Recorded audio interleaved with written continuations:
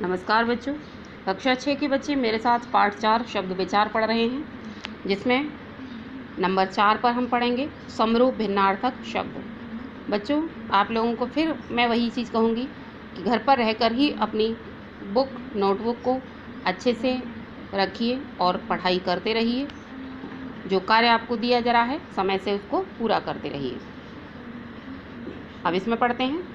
कुछ शब्द सुनने में समान लगते हैं परंतु उच्चारण और अर्थ में वे भिन्न होते हैं। सुनने में तो एक जैसे लगते हैं लेकिन उनका अर्थ भी अलग होता है और उनका उच्चारण भी अलग होता है। जैसे अम्बुद और यह है अम्बुज। अम्बुद, अम्बुज सुनने में लगभग एक जैसा लगता है, द और जा का अंतर है लेकिन अर्थ दोनों का अलग है। अम्बुद का मीस बादल से होता है, अम्बुज का मीस कमल से होता है। उपर्युक्त अम्बुद और अम्बुज शब्द सुनने में समान लग रहे हैं। ये शब्द समरूप भिन्नार्थक शब्द कहलाते हैं। ऐसे जो होते हैं वो समरूप भिन्नार्थक कहलाते हैं, यानी रूप समान है लेकिन अर्थ उसका अलग है। नीचे कुछ ऐसे ही शब्द सुनने या में समान तथा उच्चारण में भिन्न दिए जा रहे हैं। ध्यान से पढ़िए और इनके अर्थ जानिए। जैसे शब्द और अनल आग, अनिल वायु, अवधि सीमा और अवधि अवध क्षेत्र की एक भाषा, अविराम निरंतर और अभिराम मीन्स सुंदर, आधि मीन्स रोग और आधि मीन्स आधा, धरा मीन्स पृथ्वी, धारा मीन्स प्रवाह, अवलंब मीन्स सहारा और अविलंब मीन्स शीघ्र, कुल मीन्स वंश और कुल मीन्स किनारा, अचार मीन्स आम नींबू का अचार और आचार मीन्स आचरण, आदि मीन्स आरंभ इत्यादि और आदि मीन्स अभ्यस्त या लत का शिकार, किसी चीज़ का की लत लग जाना, आदत लग जाना। अपेक्षा तुलना में और उपेक्षा अनादर करना, और तरफ और तथा या दूसरा, उपयुक्त ठीक, उपर्युक्त जो ऊपर कहा गया है, कर्म माने काम और क्रम मीन्स सिलसिला, दिशा मीन्स तरफ और दशा मीन्स हालत, बहु मीन्स बहुत और बहु मीन्स बधू, शूर मीन्स वीर और सूर मीन्स अंधा, योग मीन्स मेल और योग्य मीन्स लायक, शाम मीन्स संध्या और श्याम मीन्स काला, दिन मीन्स दिवस और दीन मीन्स गरीब, गृह मीन्स घर और ग्रह मीन्स नक्षत्र। अब आते हैं बच्चों नंबर 5 में वाक्यांश के लिए एक शब्द। कुछ वाक्यांश होते हैं जिनको संक्षिप्त में कहा जाता है। ऐसे अनेक शब्द होते हैं जिनमें पूरे एक वाक्यांश का अर्थ छिपा होता है। इनके प्रयोग से हम कम शब्दों में अपनी बात कह सकते हैं। ऐसे शब्दों के प्रयोग से भाषा संक्षिप्त और सुंदर बनती है।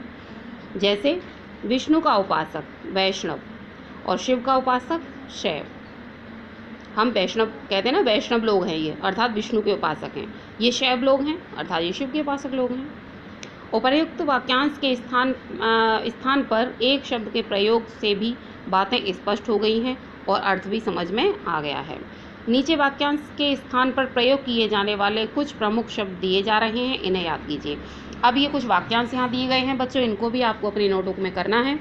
वाक्यांश और शब्द, जैसे जो सब जगह व्याप्त हो सर्वव्यापी, क्षमा योग्य न हो अक्षम्य, अखिल जगत का ईश अखिलेश, जहाँ जाना संभव न हो अगम्य, आँखों के सामने होने वाला प्रत्यक्ष, जिसकी उपमा न हो सके अनुपम, जिसकी तुलना न हो सके अतुलनीय, जिसके आने की तिथि न हो अतिथि, जो सब कुछ जानता हो सर्वज्ञ, जो कम जानता हो अल्पज्ञ, जो सत्य का आग्रह करता हो सत्याग्रही, जो मन को पसंद आता हो मनपसंद, जो ईश्वर में विश्वास रखता हो आस्तिक, जिसका अंत न हो अनंत, जिसकी गणना न की जा सके अगणित और जिसका आदि न हो अनादि।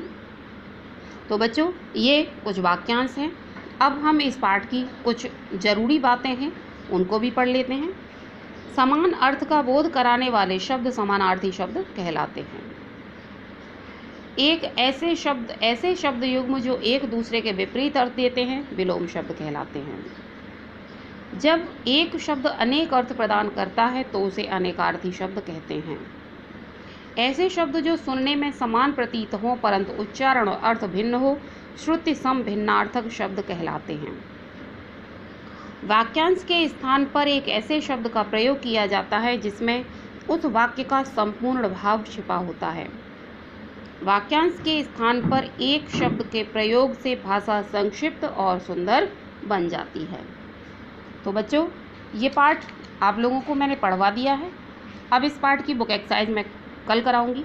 तब तक घर पर रहिए, पाठ को दोहराते रहिए, इस पाठ को पढ़ते रहिए और जितने भी इसमें पर्यायवाची, विलोम शब्द, अनेकार्थी, श्रुत सम भिन्नार्थक और वाक्यांश दिए गए हैं, इन सब को आपको बार बार दोहराना है, क्योंकि इन्हीं में से आपकी बुक एक्सरसाइज है और यही चीज़ें आपके पेपर में भी आती हैं। दूसरी बात बच्चों, मैं आपके माता पिता से कहूँगी कि मैं बार बार वही बात को दोहरा रही हूँ, बार बार आप लोगों से निवेदन कर रही हूँ कि जिन बच्चों की फ़ीस रह गई है, कृपया आप अपने बच्चों की फ़ीस समय से ही विद्यालय में जमा करा दीजिए, क्योंकि आप सबका सहयोग हमारे लिए बहुत आवश्यक है। धन्यवाद।